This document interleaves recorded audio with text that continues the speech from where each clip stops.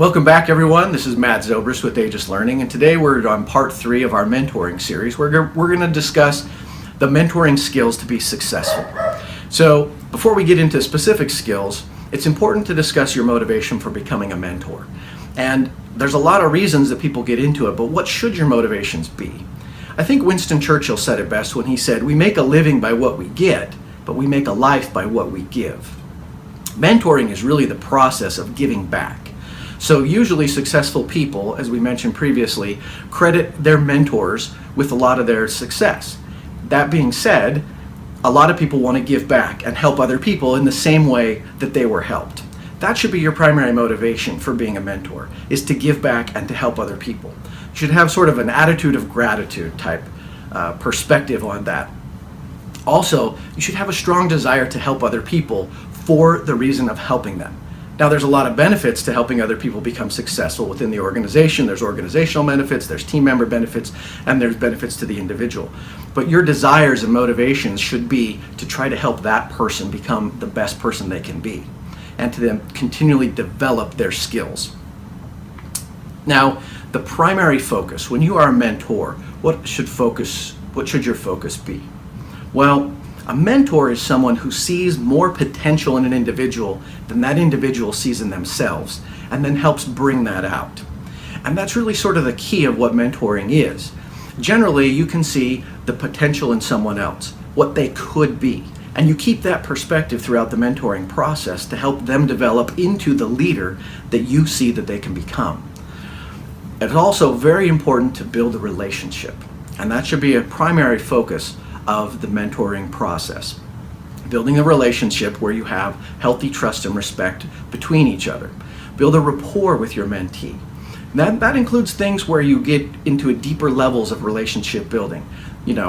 Family composition, origins, goals, outside interests and hobbies, things that may allow you to create a bond and build trust. It's also important to humanize that relationship.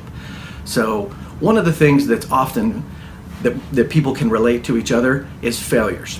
So while normally you wouldn't share stories about yourself with your team members, especially about your failures, in a mentoring relationship, you actually want to be able to open up and share these times when you struggled or you failed and how you overcame those struggles.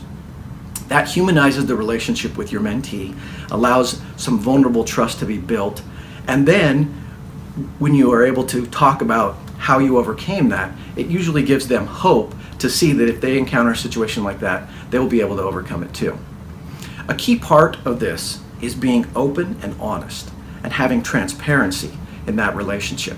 So, like I said, you share those challenges and those failures that you had, it humanizes and opens that up to a vulnerable, trusting state where you can build that relationship with your mentee.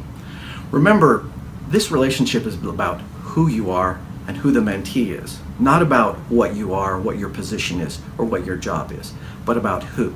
So you want to build that relationship based on those things that will develop who you are, or that will show who you are, and establish that sort of trust.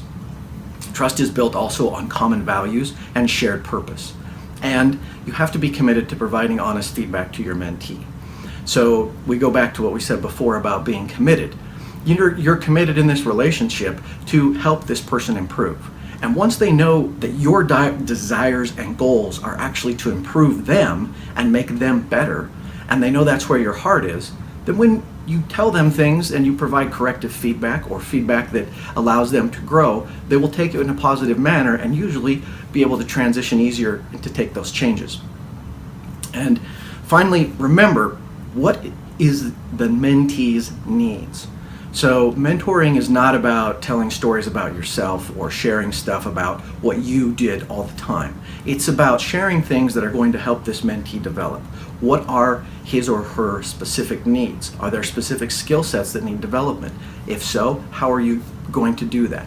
Are there specific competencies that need to be brought out? Are there specific traits that need to be stopped or behaviors that need to discontinue? Those sorts of things are going to be specific needs of the mentee that you as a mentor are going to need to address. So next time we're going to talk a little bit more about these skills and elaborate on how to implement them. Thanks for watching. Again, this is Matt Zobrist with Aegis Learning.